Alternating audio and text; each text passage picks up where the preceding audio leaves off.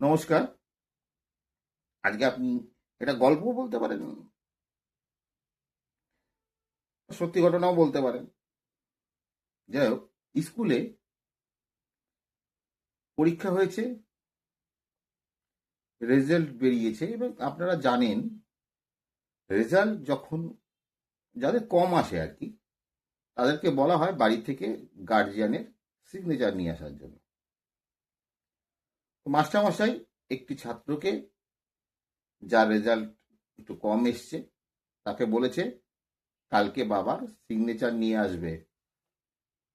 বাচ্চাটা মাথা নেড়েছে। তো পরের দিন যখন স্কুল শুরু হয়, তখন মাস্টারমশাই সেই ছাত্রটিকে জিজ্ঞাসা করলো, তুমি বাবার সিগনেচার নিয়ে এসছো? তো ছেলেটি বলল, হ্যাঁ নিয়ে এসছি। বলে সে ব্যাগ থেকে একটি বোতল স্যারের কাছে টেবিলের উপর রাখলো। স্যার বলছে, এটা কি, এটা কি নিয়ে এসছো? বাচ্চাটি বলছে, এটাই তো বাবার সিগনেচার, এটাই তো রোজ রাতে বাবা খায়। মাস্টারমশাই আর কি বলবেন, বুঝতেই পারছেন। নমস্কার, ভালো থাকবেন। ভালো লাগলে বন্ধুদের শেয়ার করবেন, আর পারলে একটা লাইক করে দেবেন।